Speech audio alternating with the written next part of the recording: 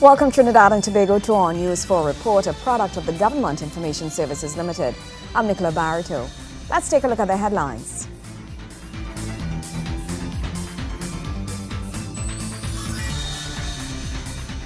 A place for every student, an assurance from Prime Minister the Honourable Kamla Bissessar. Malabar residents are given keys to a new community centre. The Planning and Economy Minister urges stakeholders to rethink PAN in the context of new world music trends. And in sport, W Connection books their place in the final round of the Caribbean Football Union Club Championship. Thank you for staying with us. To our top story. Prime Minister the Honourable Kamla Bissessar is assuring a place for every student. This as she opened the doors of the new Malabar Secondary School this morning. Kimberly Ramkalawan has more. Prime Minister Kamla Bissessar is assuring that education remains one of the main focus areas under her government's watch. Speaking at the opening of the Malabar Secondary School at Gopal Lands, Malabar on Wednesday, the Prime Minister said government remain committed to developing education at all avenues. We believe that education is your passport out of poverty. Education is your key to a better quality of life. And so for you here, as you use these beautiful facilities to the best of your ability, you need to plan ahead. What will you do when you leave Malabar South? What you will do at the tertiary sector. Her comments come as thousands of students sit the secondary entrance assessment exam. She took the opportunity to urge students to take full advantage of the education opportunities provided to them. There are 42% of our students entering the tertiary sector.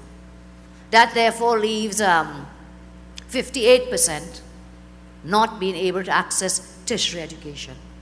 And so my government's intention is to grow that sector that you can benefit. And for you here in the Southland, the University of the West Indies South Campus being developed now as we speak, you will be able to come right here close to where you are in Malabar, in South, instead of having to go up into Port of Spain to access tertiary level education. The Prime Minister added that talks were ongoing with the THA to get lands for the construction of a school for differently abled students living in Tobago. We will partner with them to build a special needs school there. Minister has identified the designs, we have identified parcels of land, and I've asked the Minister to partner with the THA, the Tobago House of Assembly, for us to build that school there in Tobago. In addition, the Minister has announced that we will be looking to build at least 3 special needs schools.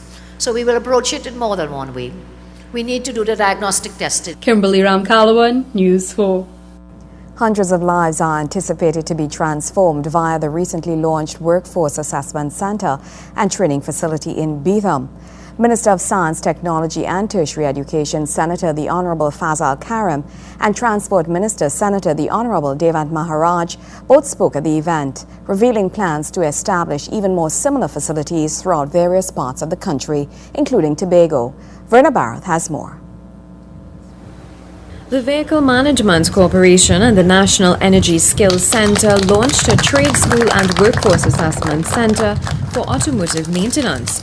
The centre, located at the Vemcott compound at Betham Gardens, Lavantie, will provide the opportunity for the assessment of persons who have skills but are not certified and further train and certify them. Minister Karim notes that within less than a 2-mile radius of the new Trade School and Workforce Assessment Centre at Betham, there are a number of other training institutions. Starting here at Vemcott in the east. Going westwards, we look at the Serval Life Centre, which is also funded by the Government of the Republic of Trinidad and Tobago. To the northwest of Serval on the Eastern Main Road, you have the Lavantil Technology Centre, which houses the NESC and the MIC. As you go west on Board Street, you have the MIC Technology Centre. And as you go southwest of that, you're going to come on what is going to be rebranded soon, but you have the UTT John S. Donaldson Technical Institute, which will be rebranded by the Honourable Prime Minister of the Republic of Trinidad and Tobago. Next Friday at 12:30 p.m. is going to be rebranded as the UTT's creative campus. Minister Karim is revealing that soon to be launched are the PTSC Vemcot Trade School in Scarborough and the University of Trinidad and Tobago Technical Training Program with Caribbean Airlines Limited at the hangar at the Piaco International Airport.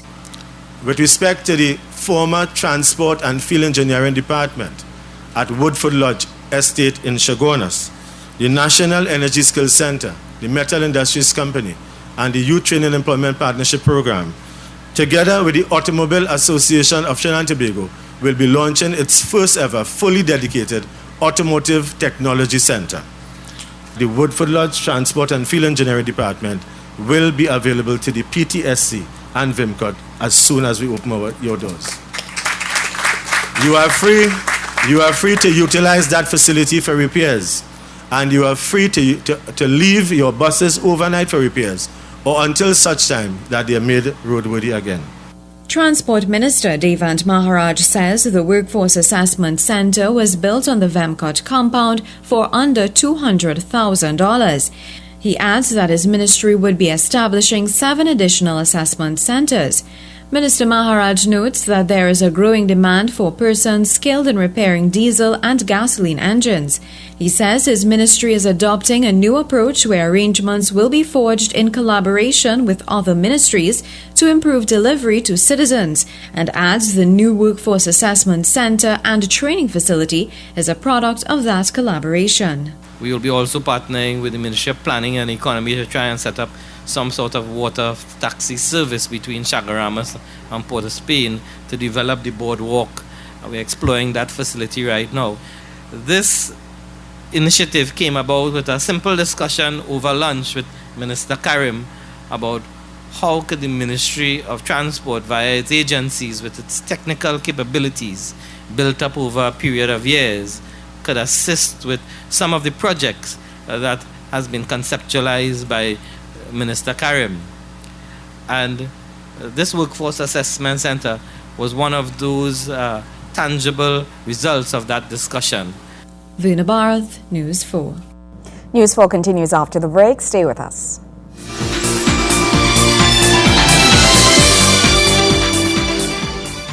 Never leave items like MP3 players, portable DVD players, laptops and briefcases on view inside your vehicle. It is an open invitation for a thief. Don't leave them on show. If you cannot take them with you, place them in the trunk of your car. Remember, crime prevention is everyone's business. A message from the Trinidad and Tobago Police Service.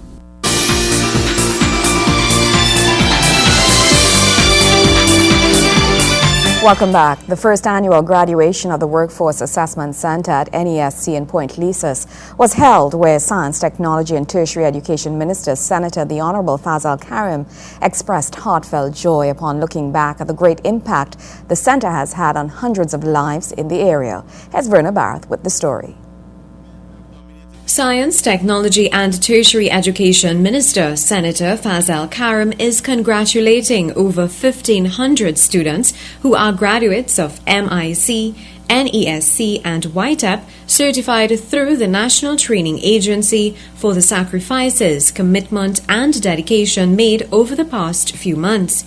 Minister Karim was speaking at the first annual graduation of the Workforce Assessment Center at NESC in Point Lisas, where he highlighted how significant the center has been in granting citizens a second chance at obtaining their qualifications. Ladies and gentlemen, graduates, our records show that of the 1,603 graduates who will receive certification today, 633 opted to pursue data operations, 234 welding, 161 electrical installation, automotive technology 127, pipe fitting 120, plumbing 118, masonry 117, carpentry 60, cosmetology 33.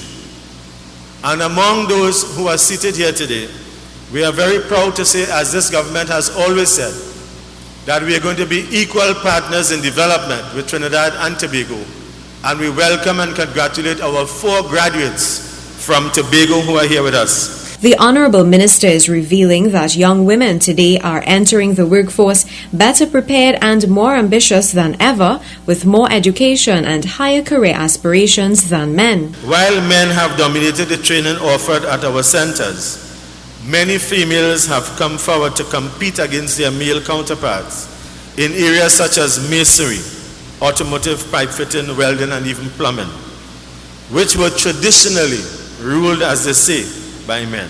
The minister says the training offered has also attracted applicants from all walks of life in urban, suburban and rural areas. This, he adds, has given some measure of hope, as technically skilled entrepreneurs and workers are in great demand by the labour market. Minister Karim is also congratulating the graduates for their great accomplishment. I am advised by the chairman of the MIC that he witnessed firsthand when they were placing the gowns on their graduates, that some of them were actually in tears. Because for the first time, some of you are receiving these certificates, but all of you have never been recognized before in this way. So today is not only a day of tears of joy, today is a day of celebration. Vuna Bharat, News 4. In other news, with local chicken producers forced to supply a high demand of meat to restaurants, hotels and supermarkets on a weekly basis, Trade and Industry Minister, the Honourable Stephen Cadiz, has assured that his ministry remains committed to answering the calls for regulating the market. Kimberly Ramkalawan tells us more. Stemming the financial fallout importation of chicken and meat products has had on the local economy is something Trade and Industry Minister Stephen Cadiz is currently working on. The minister gave his assurance to manufacturers when he met with a few of them to discuss reducing the level of red tape businessmen faced when importing chicken and its byproducts. He explained that satisfying the needs of businessmen and the consumers at the same time, while ensuring equity, was his priority. I have the consumer saying that if we don't have the imported chicken, we're going to end up with pigeons to eat, okay? Little 2.5 pound birds, all right, at a high price, and therefore the imported chicken sort of tempers that, okay? I have the convenience foods people who require a certain size wing, a certain size leg quarter, or a certain size chicken breast, but they say that the local manufacturers cannot give it to us in any quantity, guaranteed supply. Okay, therefore, if my menu is costed out at a 7-ounce breast, and I need 1,000 kilos of that, I can't get it from the local suppliers. Okay, so these are all the issues that I have on my plate. Poultry has been regarded as the largest competitive agro-industry in Trinidad and Tobago. However, the issue of underhand practices in selling imported meats was a pet peeve the minister vowed to get to the bottom of, as he was working with the Food Production Ministry in getting the problem resolved. My deal with the poultry processors is I will give you protection from under-invoicing. I will give you protection from people buying frozen chicken in the United States and going in their backyard with a garden hose and throwing it out and selling it as chilled chicken, which is against every health regulation that there is. Okay? I will protect you from where importers are supposed to be bringing in blocks of processed meat for chicken sausage and ending up with fryers and broilers, whatever it is. Okay, I have to protect you from that. So I will put all of that. We will level the playing field. Businessmen in the past have called on government to establish a reference price index system that would regulate cost in the poultry sector, something Minister Cadiz says needed the support of all stakeholders in the industry, including the ministry, to address collectively. Kimberly Ramkalawan, News 4. More news after the break. Stay with us.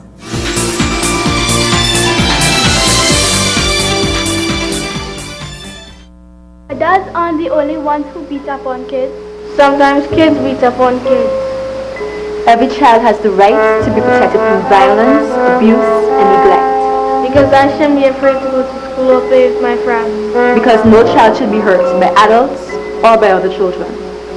Because safety is my right. Stop the bullying.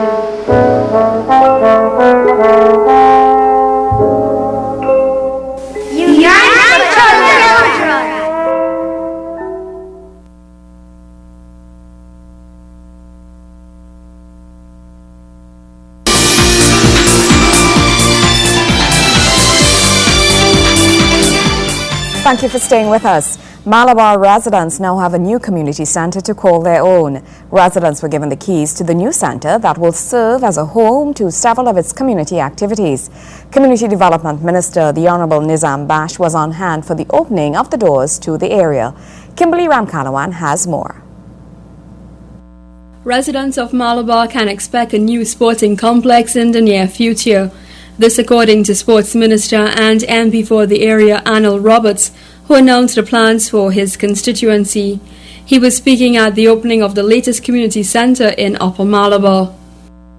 There will be a $66 million sporting facility. Tenders go out next 2 weeks and construction will begin by September or October. The ground preparation will be done where you will have a 25-meter swimming pool, a running track, indoor facility for basketball, volleyball, community center, homework center, weight room, gym room, right there on India ground. We also will have a smaller one in Karapo. Malabar has been known for producing some of this country's top cultural performers and athletes. In opening the centre, Community Development Minister Nizam Bakhsh noted that it was this community togetherness that fostered success. The community-based groups participated in competitions which included patriotic songs, dramology, and Lorraine Rivet, and they truly gave a good show of our local heritage. I'm well aware that in order for communities to give their best at events like these, they need a central location, and that is a community center, which would allow experienced residents to mentor young ones in the areas of sport and culture, and keep them off the streets. A community center can provide a training venue for men and women in Malabar to upgrade their skills. A community center will help the community groups like Youth Alive, the Aaron Birch Foundation, the Malabar Uplifting Community Group, and the Village Council to make a positive impact in Malabar. Minister Bakhsh added that the opening of this centre is part of his plans of providing the necessary spaces for gatherings that would encourage true community development. In recognition of the important role which a community centre plays in the life of a community, I've initiated a comprehensive refurbishment and repair program of all community centres which have been constructed before the last decade. This means that every village with a community center will over time be upgraded with modern facilities similar to those at the new centers. I believe that every village council and every village should be provided with modern facilities and technology to enable them to grow and develop. The community center is expected to be the home of several adult education programs offered under the Community Development Ministry. Persons interested will be provided with opportunities to gain various skills, equipping them for the job market. Kimberly Ramkalawan, News 4. Well, it's time now for some sport. W Connection booked their place in the final round of the Caribbean Football Union Club Championship with a clinical victory last night. The TT Pro League champions banged 6 goals past their counterparts from Suriname, and Wayne Cunningham was there along with videographer Nicholson Paul. The Atto Boland Stadium in Couva was the venue for the second round of matches in Group 5 of the Caribbean Football Union Club Championship. In Game 2 on the night, TNT's W Connection FC faced Intamogoen Tapo of Suriname and was seeking a second successive win to put them at the top of the group. They got off to a perfect start. 3 minutes in, Rene Brito lays it on a platter for Sharon Winchester to score. And that's goal number 1, W Connection, number 40, Sharon Winchester. The national under-23 striker with an easy tap-in after good work from Brito.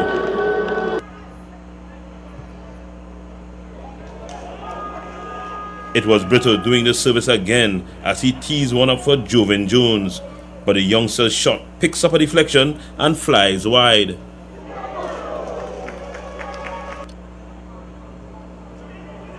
The Surinamese had no answer for Brito down the right side, and he found his man again. This time was Hashim Arsia bundling in the ball to make it 2-0 W. And that's goal number 2, Hashim Arsia, W connection. 11 minutes later, in the 42nd, it was 3-0. And guess who was giving trouble as Kern Cupid scores.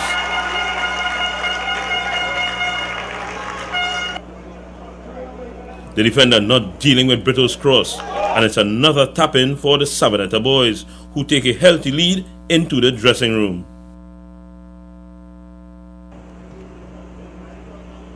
Seven minutes into the second half, it got healthier. Winchester with his second. That's goal number 4. A hint of offside in this one, but as you can see, the defender on the left keeping the striker legal.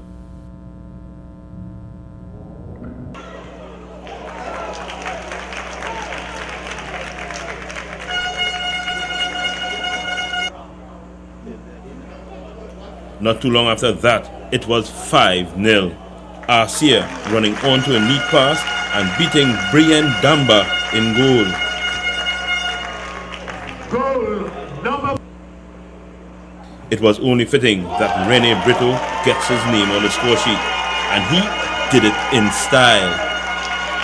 That's goal number. The man from San Juan working out his angles to perfection to score a masterful free kick and make it 6-0 W connection. The Savanetta boys had numerous chances to increase the scoreline, but the combination of fine saves and casual shooting kept the score at 6-0. And with that, Connection climbs to the top of Group 5 and books a place in the final round. Matches continue on Thursday at the Manny Ramjohn Stadium in Marabella.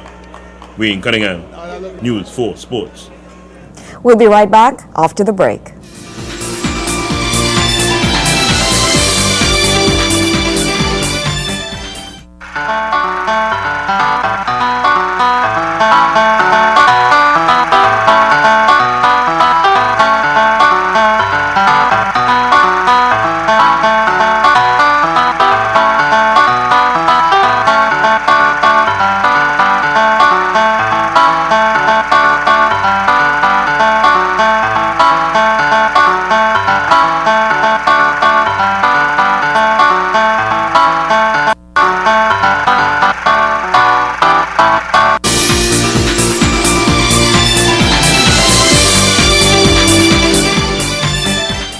Planning and Economy Minister, Senator Dr. The Honorable Bo Tiwari is urging stakeholders to rethink PAN in the context of new world music trends.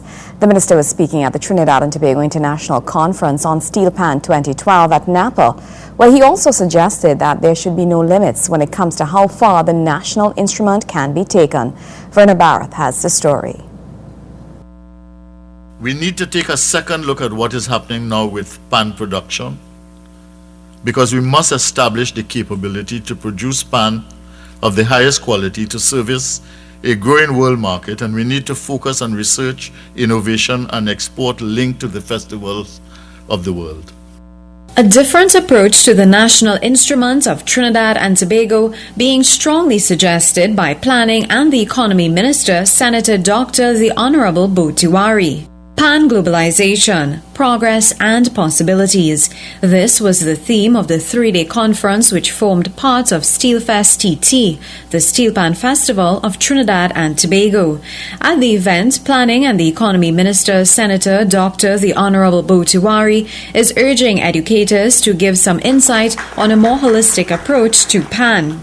I hope the educators will distinguish between education and schooling, and we had a good illustration of that in one of the stories, and that they will also give us some insight into how thinking about pan in a holistic manner can help us to structure strategic initiatives for learning, for skills building, and for creative liberal education.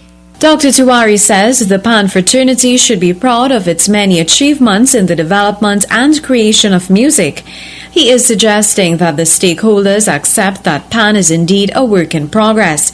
Dr. Tiwari is also highlighting the need to have the history of the national instrument accurately documented. He is also suggesting that if certain developments are to be made in the PAN industry and the mass fraternity among others so that they are no longer seasonal, there will be incredible growth. So we can think PAN, but we have to think more than PAN. We have to think music.